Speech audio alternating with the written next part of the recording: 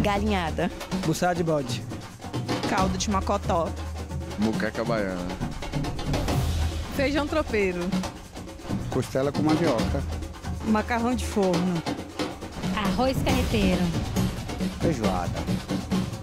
Estrogonofe. Lasanha.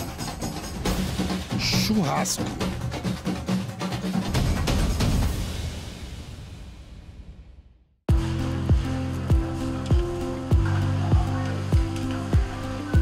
A comida fala.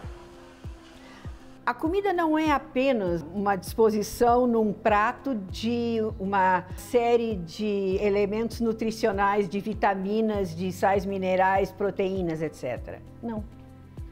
Cada elemento que vai para o prato e que a gente vai consumir, ele tem um significado, ele fala de alguma coisa.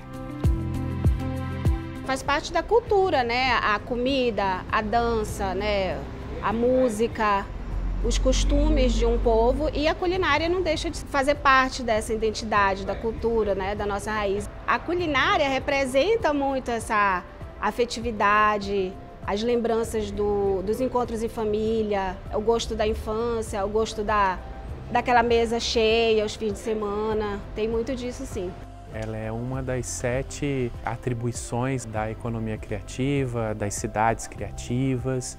E por quê? Porque na perspectiva de valorizar o local, o território, na elaboração das receitas, se busca então valorizar também esse lado da inovação, da criatividade, do respeito das tradições e da cultura local tradicional. Então, ao mesmo tempo que ela busca valorizar o que há de mais tradicional, também permite a criatividade na elaboração dessas receitas, desses preparos gastronômicos, né? O queijo artesanal produzido em Minas, ele está diretamente ligado à cultura do estado, né? Algumas localidades produzem o queijo aí há mais de 300 anos. Então, o queijo ele traz toda a cultura do povo mineiro, carrega consigo nessa cultura até hoje e leva para as outras pessoas de outros estados, né, para que conheçam um pouco das tradições, das culturas do povo de Minas Gerais. A gente aqui, por exemplo, recebe muitos turistas que vêm na curiosidade de saber como é feito o acarajé e saber a história do tabuleiro, a história do acarajé. Então não é meramente você chegar aqui, pedir um acarajé, comer, sem levar um pouco da cultura, da tradição, saber das nossas roupas, saber as palavras que nós estamos utilizando. Nós utilizamos algumas palavras que é de cunho africano, de matriz africana. Então eu acredito muito que o fato da baiana ser essa figura que representa muito o estado da Bahia, eleva e engrandece o nosso turismo. Tu tá viajando longe, há pouco fui ao Rio de Janeiro, fui a outros lugares e tu disse sou de Pelotas. Ah, Pelotas, terra do doce, cidade doce. Então, toda vez que tu fala em Pelotas, fora de Pelotas, tu ganhou um reconhecimento maior. Existem pessoas que buscam o produto com essa qualidade maior, com a procedência, com o reconhecimento. Quando a gente começa a olhar para a cozinha, a gente começa a olhar para a nossa terra de verdade. A gente começa a olhar para o Cerrado, começa a olhar para a comida de Goiás, para a comida de Minas.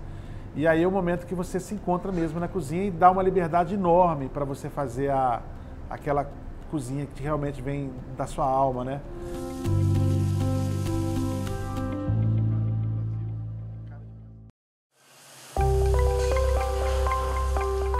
Mistura de sentimentos, conhecimentos e ingredientes tem a nossa culinária, que ganha novos sabores de acordo com a região, com a tradição.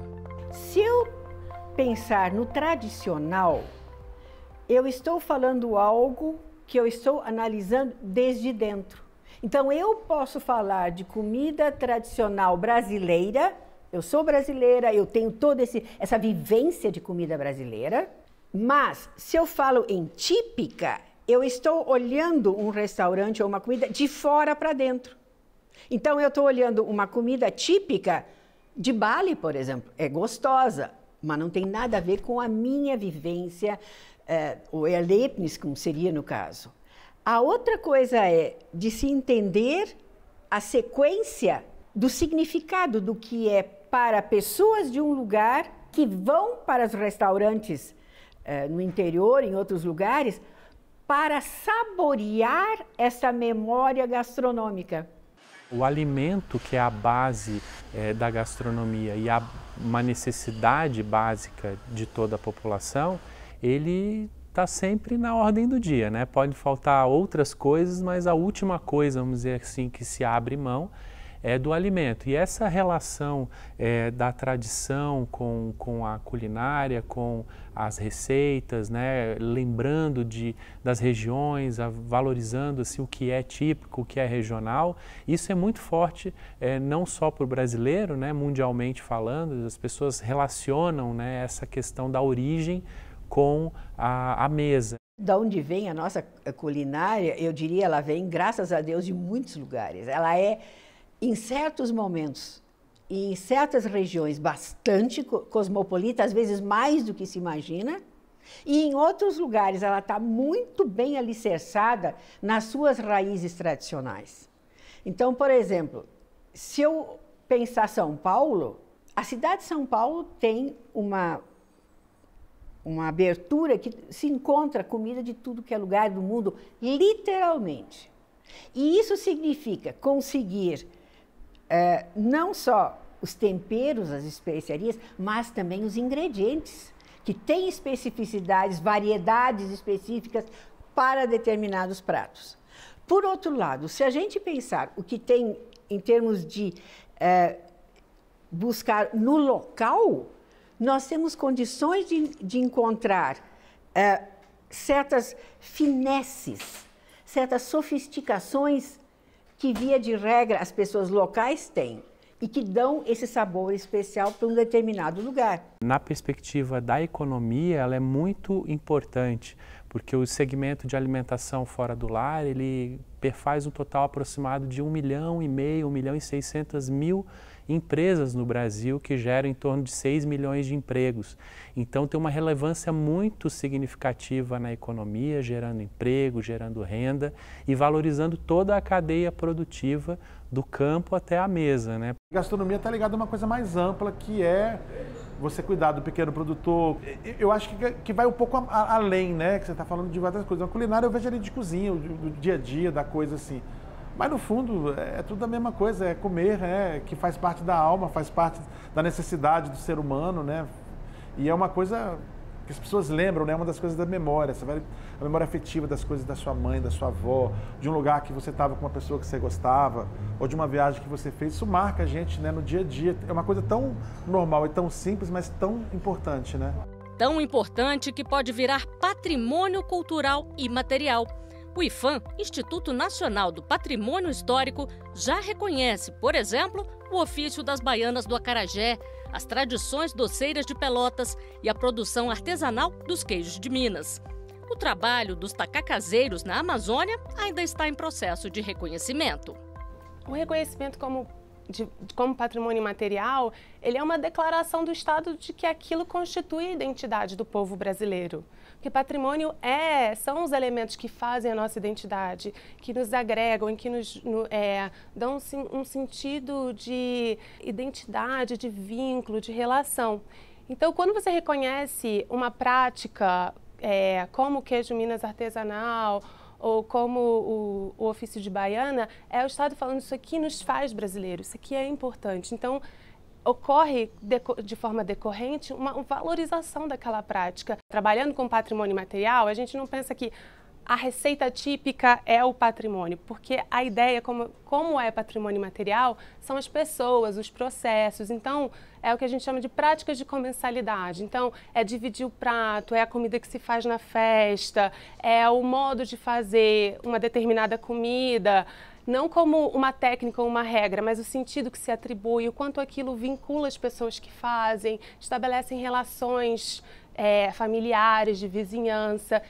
E é isso que a gente aponta como o patrimônio, é aquilo que vincula pessoas nas práticas com comida. Não existe um conceito fechado sobre o que é patrimônio cultural. Existe um dispositivo na nossa Constituição, a Constituição de 88, que é o artigo 216, que traz uma definição que ajuda a gente a compreender, né, os principais ditames do ponto de vista jurídico, né? O artigo 216 fala que constituem o patrimônio cultural brasileiro os bens de natureza material e imaterial, tomados individualmente ou em conjunto, portadores de referência e ação dos diferentes grupos formadores da sociedade brasileira. O dispositivo é assim. E ele é um marco importante porque, pela primeira vez na história das constituições brasileiras trouxe o dispositivo, né, o termo bens de natureza imaterial. Criou-se uma avenida para as políticas de preservação do patrimônio cultural imaterial. Mas, basicamente, a gente tem as normas jurídicas referentes ao tombamento, né, que vem desde os anos 30, que é o Decreto-Lei 2537. Nos anos 2000, pós-Constituição de 88, a gente tem um decreto presidencial, que é o Decreto 3551 de 2000, que cria o registro de bens de natureza imaterial, né?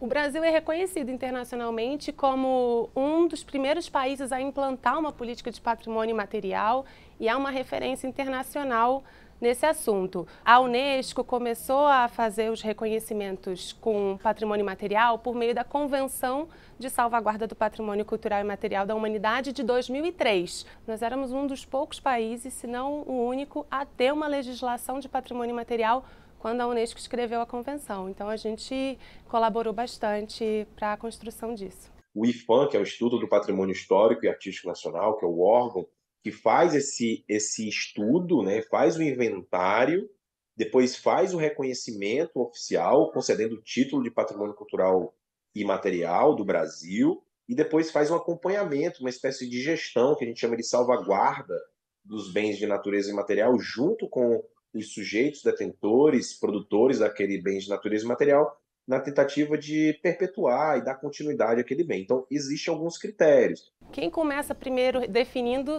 somos nós, as pessoas, né? Aquilo que você valoriza, que eu valorizo, aquilo que nos valoriza enquanto sociedade brasileira, que a gente olha e se reconhece naquilo como um elemento que nos une, que forma a nossa identidade. Então começa por aí, porque o registro, ele é sempre um pedido que ele requer participação social, um envolvimento da comunidade, começa daí.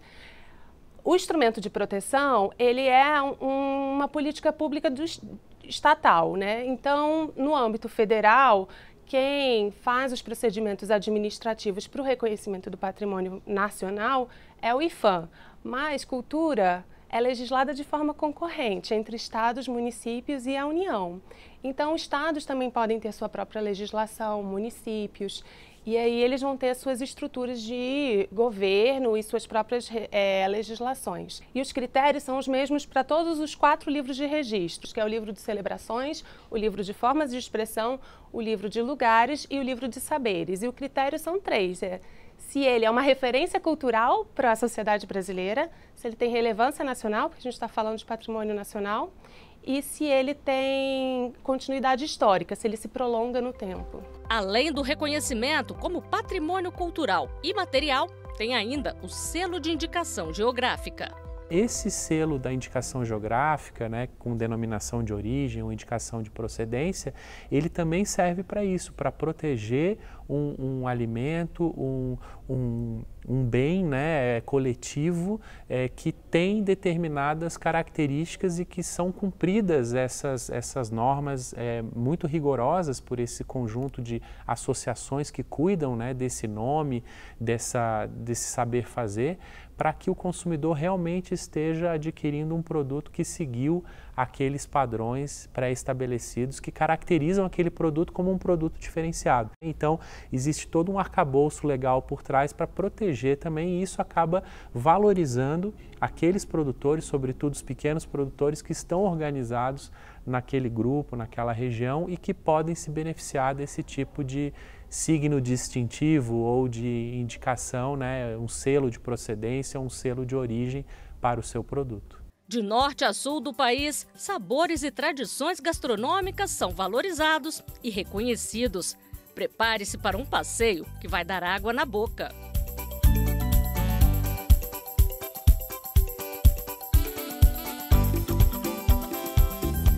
Os doces de Pelotas, eles têm uma tradição de mais de 200 anos de história, tá? São doces que, além desse reconhecimento como patrimônio imaterial da cidade, né, do país, eles também têm um selo de indicação de procedência. Então, são doces que levam só produtos in natura, não podem ser industrializados, e eles têm que seguir receitas e a forma de fazer todas iguais. Eles passam por análise, por tudo, para poder ter esse selo e essa garantia de que esse doce é realmente produzido em Pelotas e de que foi produzido por alguma doceira daqui da cidade e região. Esse modo de fazer, ele até segue essas nossas receitas, a tradição que vem de famílias, de doceiras, de mãe para filha, para neta e tudo mais. Essa tradição aí, então, que foi reconhecida como patrimônio imaterial, diferente do selo de indicação de procedência, que tem um regulamento com a receita certinha, com ingredientes in natura e tudo mais. Esse título e o selo de identificação, eles trazem para nós assim um orgulho imenso e nos colocam numa vitrine bem maior e botam em prova todo aquele trabalho que a gente faz o ano inteiro e que as mães e as avós já faziam há um tempo atrás. Simone, que preside a Associação dos Produtores de Doces de Pelotas, conta que descobriu essa paixão ao se casar com o filho de doceiros tradicionais da cidade. Entrei na família e acabei caindo de paraquedas. Parei uma faculdade de Direito e embarquei nessa história e estou nela até hoje. Isso aí já fazem 16 anos. As pessoas dizem, tu trabalha com doce o dia inteiro, como é que tu consegue comer? Comendo, não tem como tu resistir a um quindim de Pelotas, não tem. Então, tu pega um quindim de Pelotas, um cafezinho preto e uma colherinha, porque eu gosto de comer um quindim de colher. Não tem como dizer que não. Então, a gente come sim. Difícil saber quantas qualidades de doces existem em Pelotas atualmente, já que novos ingredientes são incorporados a cada ano. A tradição é tão forte que a cidade ganhou a Rua do Doce. É um lugar muito bonito, muito especial, onde a gente está esperando aí o turista e todas aquelas pessoas que querem vir nos ver e nos conhecer, vão ali na Rua do Doce, ali é especial. Tem todos os doces, as doceiras todas com o selo de identificação geográfica para os doces que tem e para os doces que não tem, também são especiais. Um bombonzinho de morango, um morango bem fresquinho dentro, é especial.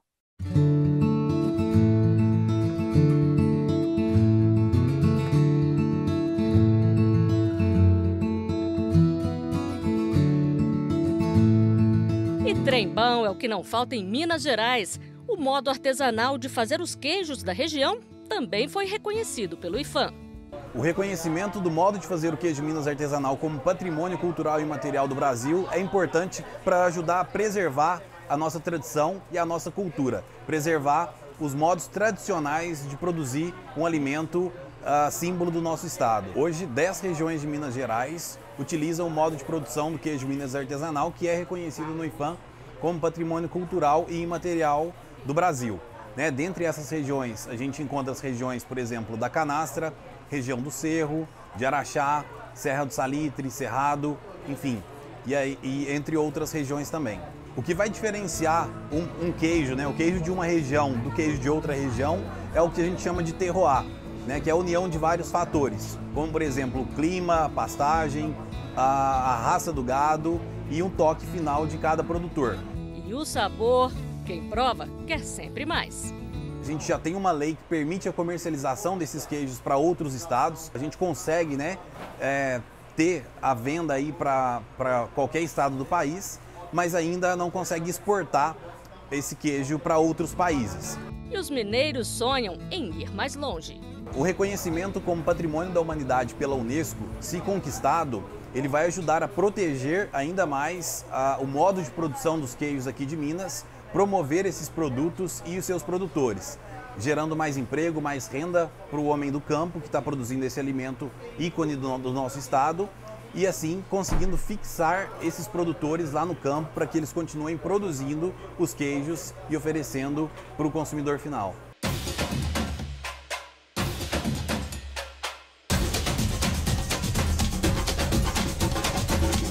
Tabuleiro da Baiana tem... A pergunta que deu nome a um conhecido samba brasileiro desperta a curiosidade de muitos turistas e também dos conterrâneos.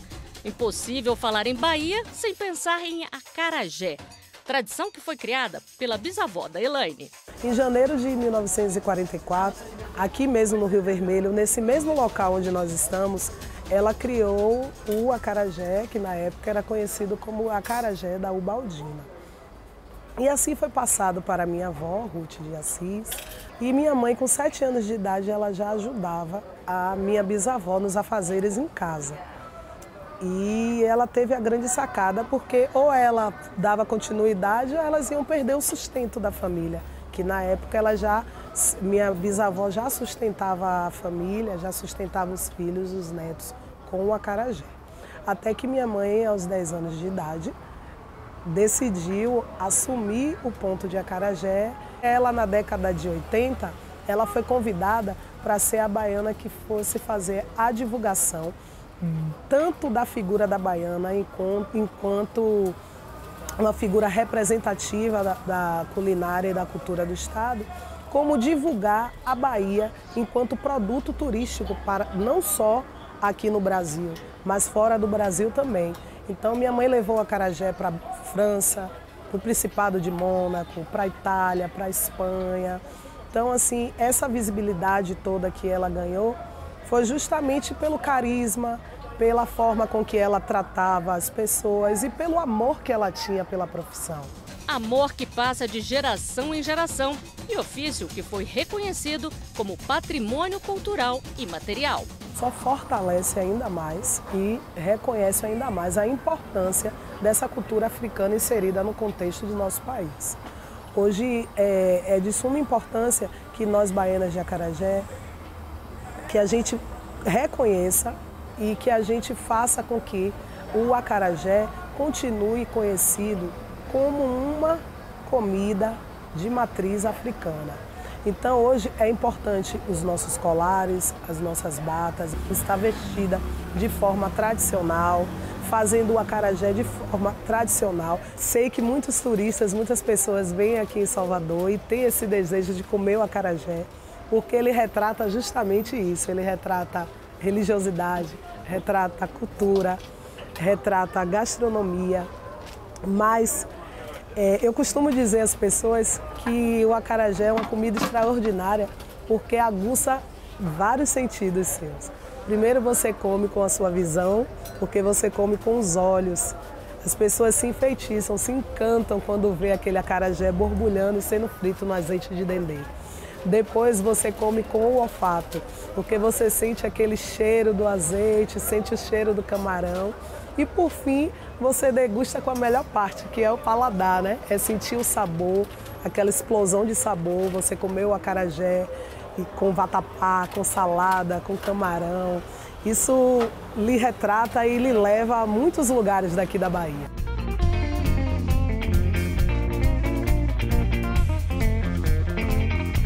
Açaí, tapioca, tacacá, tucupi, maniçoba. Os nomes de origem indígena se traduzem em um sabor sem igual. Maniçoba e pato no tucupi e o tacacá, eu considero assim as meninas dos olhos do povo do Pará.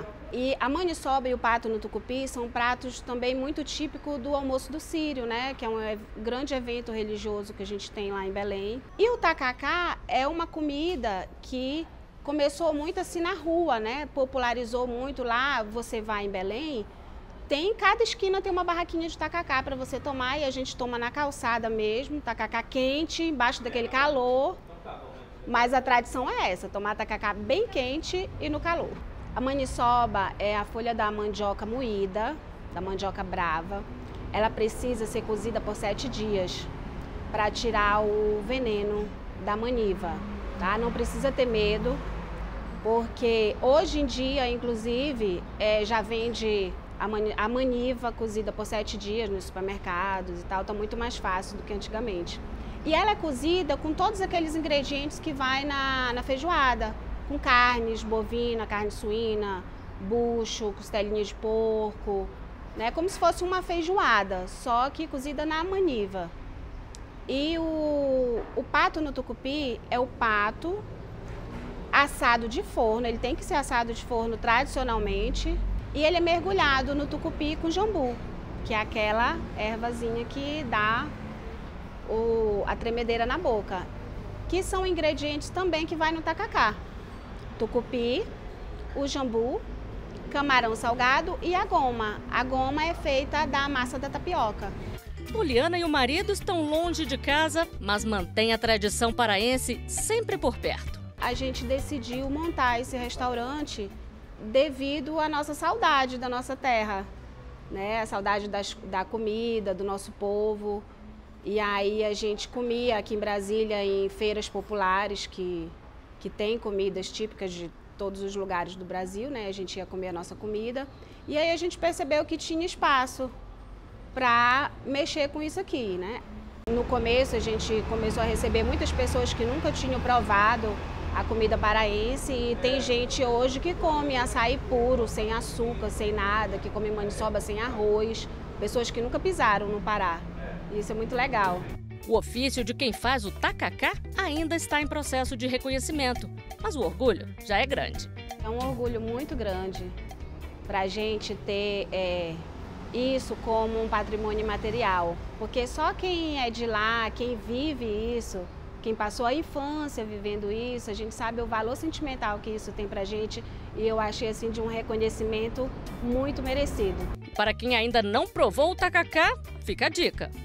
Esse é o tacacá, pessoal, tá? Uma das comidas maravilhosas lá do nosso norte do país. Inclusive diz o seguinte, quando a pessoa está na mesma coisa com a pessoa amada, o amor dura para sempre, tá?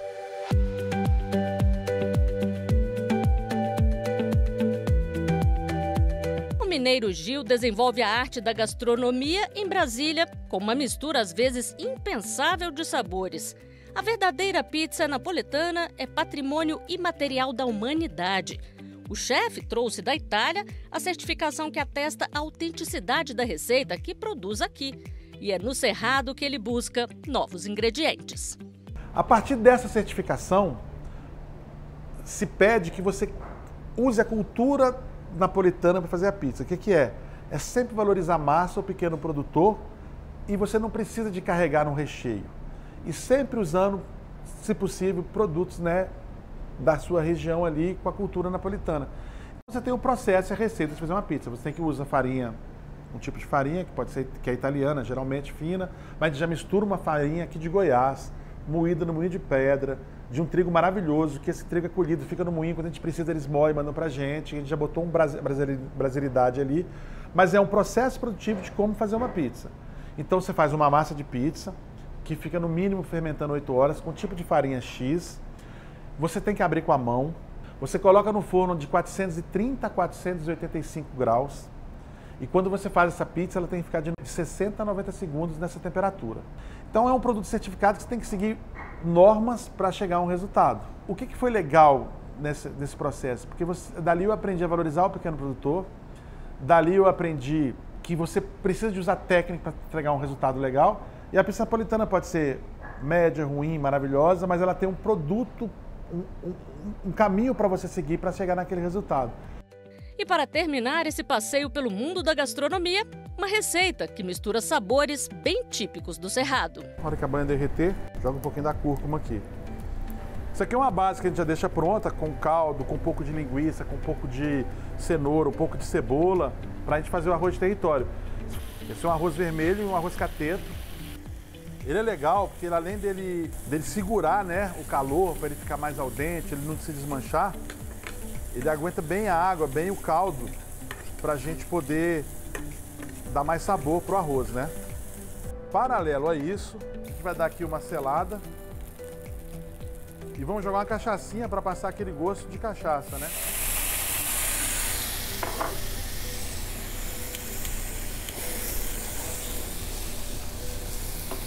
E aí nós vamos começar a montar o prato. A gente vai dar uma aquecidinha no cogumelo, a carne de lata. Agora a gente vai vir com uma coisa que é maravilhosa, que é um ovinho caipira, bem aqui no meio. E a gente começa a colocar sabores agora, com um pouquinho de baru, para dar uma crocância, pimenta de macaco, com vinagrete que a gente faz com o nosso tomate baco, com cebola, um pouquinho de coentro, fresquinho. para a gente fazer o nosso prato ficar lindo. Tá aqui o arroz de território. Simples, gostoso, cara de Brasil, cara de Brasília.